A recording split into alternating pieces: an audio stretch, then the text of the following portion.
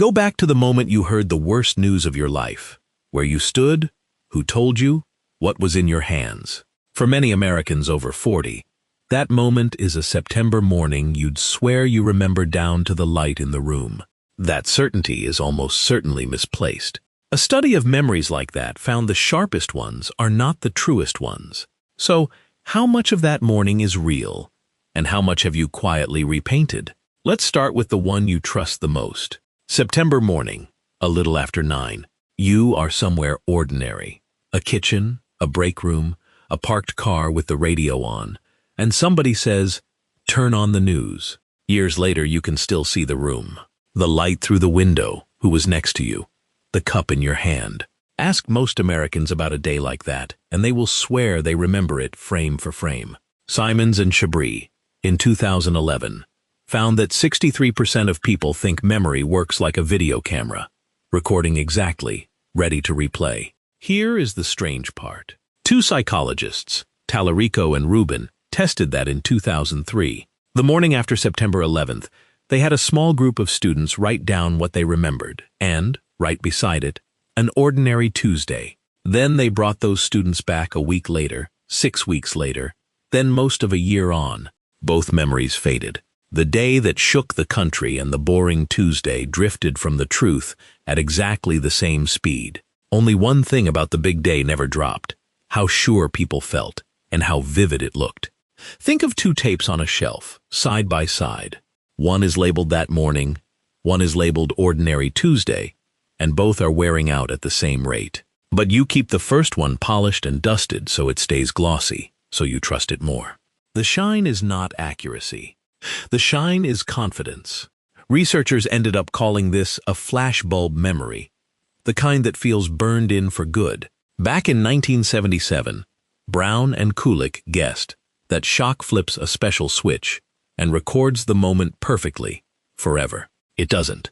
The feeling of forever is the only part that holds. So, where were you when you heard, and how much of that room have you repainted since without noticing?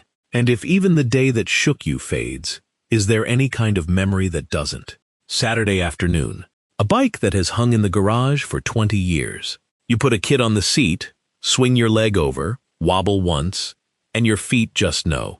You never forgot how. You forgot last Tuesday's lunch, but this stayed. Riding, typing, tying a shoe, working a clutch, none of that is filed with your memory of events. It sits in the motor cortex and the basal ganglia, a separate drawer time can barely reach. People like to say the brain is a muscle. For this one corner, that is nearly right. Except the memory does not live in your legs. It lives in that drawer in your head. Textbooks call it procedural memory. One warning: do not hear the word never. Leave a skill alone long enough and it does rust. But you barely ever lose it. So there is one kind of memory that will not betray you. The trouble is every other kind, the kind that records what actually happened. That one is a storyteller, not a camera. And that is where it gets strange. Picture a car accident, two cars, an intersection. Now, how fast were they going when they smashed into each other? Feel that? You just saw something, maybe glass, maybe a hood folding. Now I will ask it again. One word changed. How fast were they going when they contacted each other? Quieter picture, isn't it? Same crash. One word did that. In 1974, Loftus and Palmer showed people a film of a car wreck, then asked exactly that, just swapping the verb. People who got the word smashed guessed about 41 miles an hour. People who got the word contacted guessed under 32. A single word bent the number. Then, a week later, the researchers asked a sneaky one. Did you see any broken glass? There was no broken glass in the film. But the people who had heard smashed were more than twice as likely to swear they saw it. Now, these were students in a lab watching a staged clip. So this is the effect under a microscope, not a head count of real witnesses. Psychologists have a name for it, the misinformation effect. And it lands where it counts. A word somebody else says can rewrite what your own eyes saw. That is why police departments keep strict rules about how you question a witness. One loaded question can reshape the memory they are about to give under oath. So the thing we treat as gold, I saw it with my own eyes, turns out to be one of the softest things in the room. A word from outside can move it, which raises a worse question. What about the choices you make yourself? Do you actually know why you made them? 2 jars of jam at the store on a Saturday morning. You taste both? You point? That one. You are certain you know which you liked, and why. And you are just as certain that if a clerk swapped the jars behind the counter and handed you back the one you turned down, you would catch it in a heartbeat. Of course you would. Hold on to that certainty. In 2005, 4 researchers, Johansson, Hall, and their colleagues, ran this exact trick in a lab, using faces instead of jam. People looked at pairs of photographs, picked the face they found more attractive, point, and then, with a card trick sleight of hand, the researchers handed a few of them back the face they had just turned down and asked, "So, why did you pick this one?" Here is the number that should stop you. Only about 1 swap in 8 was caught in the moment. 7 out of 8 sailed straight through, and people did not just miss it. They leaned in and defended the choice they never made. She has warmer eyes. I have always gone for that hair. Confident reasons for a face they had waved off 2 seconds earlier. Now, most of us are sure we would notice, but sure is exactly the thing this study took apart. This was a Swedish lab, and it used photographs of faces. But the same machinery runs when you pick a jam, a coffee, a paint color. You choose first. The reason comes second, built on the spot to explain a choice already made, and you will defend it to the wall.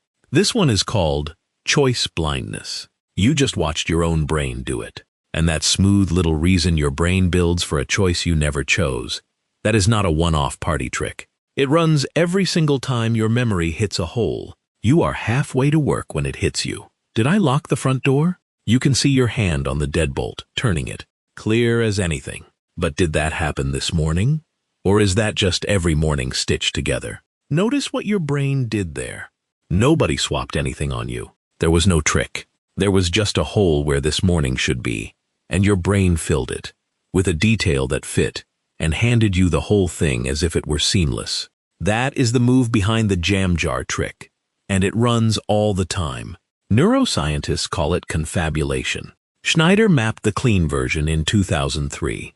In patients, people whose brains had been injured by a burst blood vessel behind the forehead. They would state things that never happened, with total sincerity, and feel no seam at all. The everyday version, the locked door kind, is a gentler cousin of the same filter.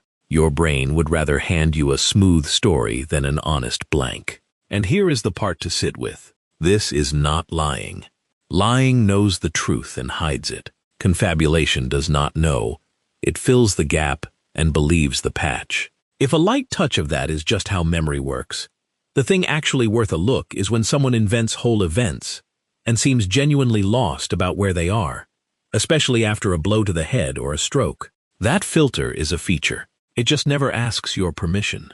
So if your brain fills small gaps from the inside, could someone plant a whole event from the outside? Somewhere you have a childhood memory you would bet money on. You were maybe 5. There is an old photo, and there is the way your aunt always tells it, and between the two, you can practically smell the day. In 1995, Loftus and Pickrell went straight at that feeling. They worked with families to gather real childhood stories, and then they slipped in one that never happened. The time you got lost in a shopping mall around age 5, scared, until a kind older man walked you back to your parents. Made up, planted through a trusted relative. And 6 of the 24 people in the study, about a quarter of the participants, started to remember it. Some of them added details nobody had given them. What the old man wore, how the floor felt.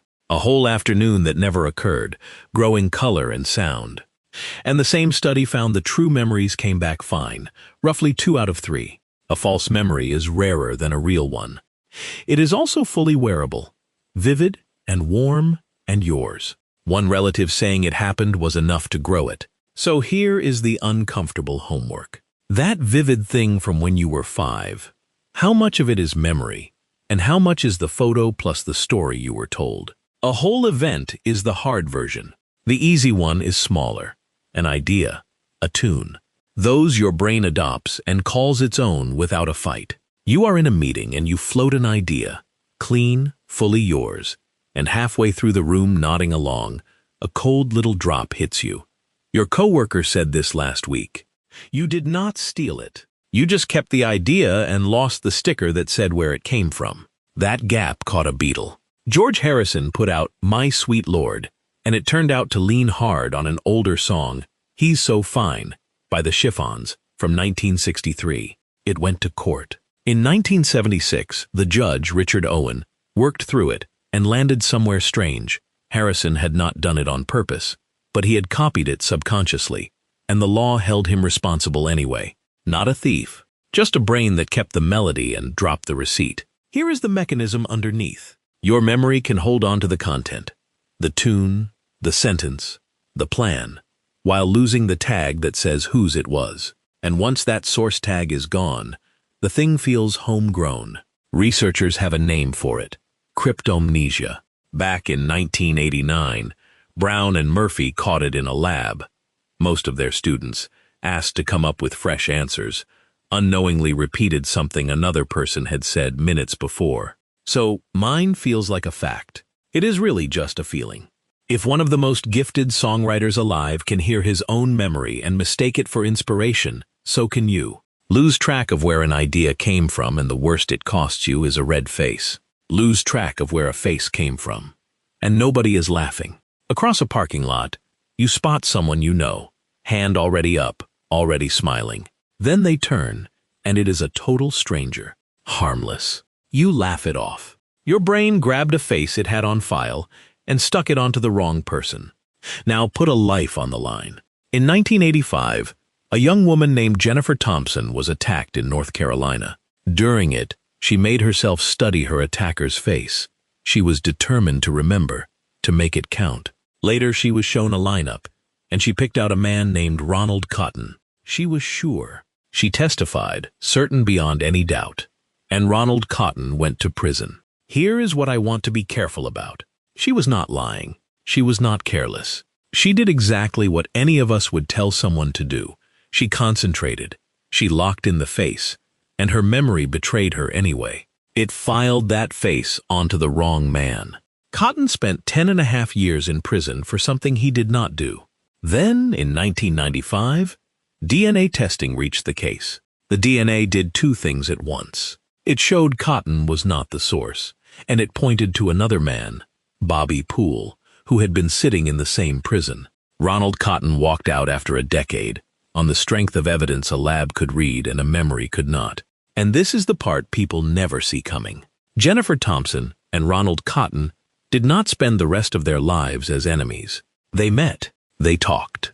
They became friends, and they went out together telling this story, pushing to fix the way police run lineups so it lands on fewer people. Memory researchers call what happened here misattribution. The right memory, the real fear, all of it genuine, stapled onto the wrong source. So the lesson is not that Jennifer Thompson failed. It is that total certainty and being right are two different things, and the gap between them cost a man 10 years. That is the heavy end. Most days, the same family of slips is small and forgettable. You walk off sure you already did a thing you only meant to do. You type, "Please find the file attached," you hit send, and the file is still on your desktop. Or you pour a glass of water for a pill, get pulled away, and come back to find it still on the counter. That is not your memory wearing out. That is a whole separate system, with one job, remembering to do a thing later. Einstein and McDaniel in 2005 laid out how it works. It does not store what happened. It waits for a cue, and it only fires when the right cue shows up at the right moment. No cue, and the intention just switches off, even in a sharp 25-year-old. So the fix is not trying harder. The fix is putting the cue where it has to fire. Set the pill bottle on your toothbrush. You brush every morning without fail, so the brush itself becomes the reminder. Stand the bag by the door you leave through. Get the plan out of your head and into the world where you will trip over it. It even has a clunky name, prospective memory. And not every memory slip is this harmless. A song comes on in the grocery store, something from decades back, and out of nowhere a piece of a memory surfaces. Faint, no date on it, no way to check it. Just there, on top, like something that floated up. If you are over 40 in America, you lived through the memory wars of the 90s, when this exact question tore through courtrooms and families. When an old memory suddenly surfaces, how do you know it really happened? Start with the part we can stand on. A memory surfacing does not, by itself, prove it happened. It does not make you a liar either. It just means your mind handed you something. And a thing that surfaces with no outside record deserves something solid beside it before anyone builds a life decision on it. That much is firm. Now the honest part. Past there, the science splits. Memory researchers, Otgar and colleagues in 2019, say there is no brain fingerprint for a mind-locking trauma away and later releasing it whole. But the manual doctors actually use, the DSM-5, still lists it as dissociative amnesia, and clinicians like Bruin say they have watched it happen in real patients. Two rooms of experts, looking at the same thing, still disagree. So anyone who tells you it is settled is selling something. Here is the read that fits the mechanism best. That fragment the song stirred up is probably not a sealed tape playing back untouched. It is more likely your brain rebuilding the moment right now, out of pieces. Which is exactly why, if a memory like that ever really matters, it is worth sitting with someone who does this for a living before you hang a decision on it. So what is it that lets the brain rewrite even the memories you have replayed the most, the ones you are surest of? Every family has one story. The one that gets told at every holiday, 20 years running, and each time a detail arrives that was not there before, a little sharper, a little funnier, a little more perfect, until nobody at the table can pull apart what happened from what got added. You would swear that story is the truest thing you own. It might be the most rewritten thing you own. Here is the machine under all of it, under every trick in this video. Your memory is not a camera you play back. Every time you pull a memory up, you do not open it read-only. You open the file, and for a moment, it goes soft and editable, and whatever you feel or get told right then can be written in before your brain saves it again, over the old version. Recall, revise, save over. Scientists have a name for that rewrite on open. Reconsolidation. In 2000, Nader and his colleagues pinned this down at the level of single cells, in rats, in the fear center of the brain, showing a memory has to be physically rebuilt each time it is called up. Whether you can use that to erase a fear memory in a person is still up in the air. Some experiments suggest it, others could not repeat it. So nobody should sell you that one yet. But planting a whole false memory in a person? That we have watched happen. Dr. Julia Shaw, in 2015, sat ordinary, innocent people through 3 friendly interviews, a week apart, and got them to remember committing a crime that never happened. In her original study, about 7 in 10 came to believe it. Now, the honest footnote. A later reanalysis by Wade and colleagues in 2018 used stricter rules and brought that closer to 3 in 10, and that smaller number should still land hard. 3 in 10 innocent people confessing, in detail, to a crime they never committed is staggering. So here is the whole thing, turned around. Your memory is not a recording you replay. It is a story your brain rewrites, a little, every single time you tell it, and you never notice. The day that shook you, the face you were sure of, the childhood afternoon in the mall, the song you swear is yours.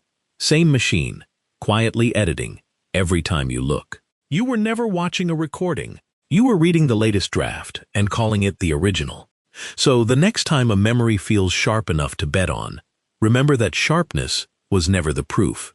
It was just the shine you kept polishing. That is every trick on today's menu. Same machine, start to finish. Before you go, tell me one memory you would have sworn was solid and later found out you had part of it wrong. One line in the comments. If this changed how you hear your own memory, the like and subscribe buttons keep these coming. And there is one more on screen that pulls this thread one turn further. Start it before you talk yourself out of it.